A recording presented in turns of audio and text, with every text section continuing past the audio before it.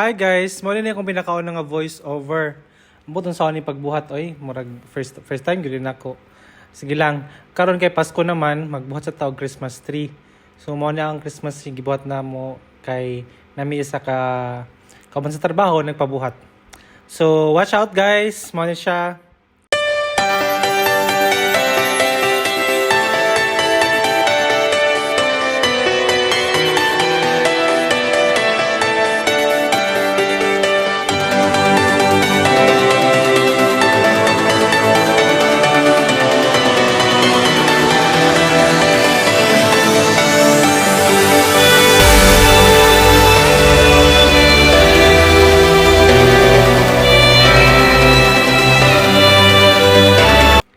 So gisugdan na mo ang pag-install sa tree.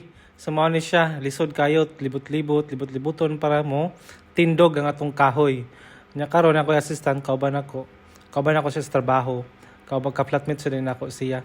So hala, gipi kani kay kuan man gud ni siya kanang nayang yang tree by letters. So katag-katag na mo siya then by letters and then nana siya mga sign. So inganaw na siya pagbuhat guys sa tree.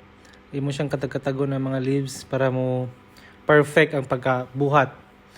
Hay nako, kakapoy ka. Kuan ni, taas na kayo ni. Ambot sa ni. Taas ka na siya katag-katago ng mga saning green leaves. Napalit na mo guys dito sa may tindahan sa mga Christmas decors. Amot as to dapit oy. Basta layo to siya nga dapit.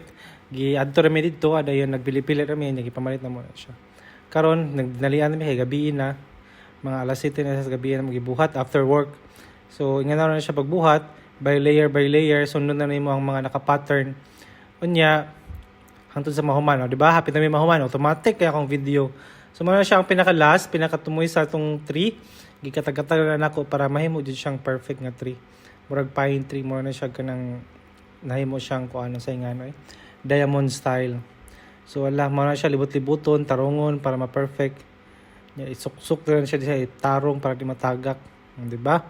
So karon magbuhat na may mga nagbitay na may mga balls. Karon siya among motif sa among Christmas tree is red and gold. So amo na siyang gikatag-katag diha mga balls basta bisag paslak na diha sa asay paslak. Basta mapurma na gyud na siya. Karon nana pa may mga ornaments nga ibutang dira. Amo siya nang plano-plano kung usahan pa mamutang. So mo na siya gold na siya nga mga dahon-dahon. Ambot sa ni pangalang buwaka pero plastic na siya.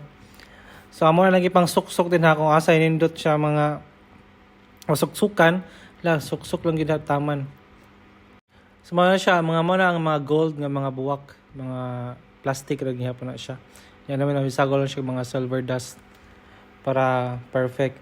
Karon tamo siyang tusukan og mga dahon-dahon gihapon nga plastic pero gold gihapon nga color. Depende ra gani mo kung asa ganahan nimo nga area ay pang tusok ng mga dahon dira. Basta manindot lang siya tanawon.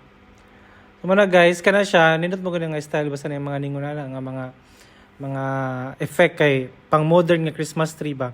Di na to mga usual nga mga garland, mga unsa ba na din ha, mga balls, mga kailangan na siya mga assorted nga mga ornaments pamutang para perfect kay na siya ng Christmas. Di ba? So mana to, ano ko yung mahunahunaan kung unsa akong istorya, so nahuman na siya, mga na ang resulta, di ba? Perfect kayo na kay modern Christmas tree.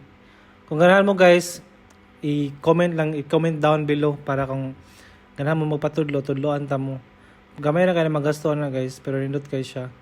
O di ba? Kung naman nga na perfect na ang Christmas, lingaw na kayong pamilya. Merry Christmas everyone! Maura to. Bye! Thank you sa support ha. Babush!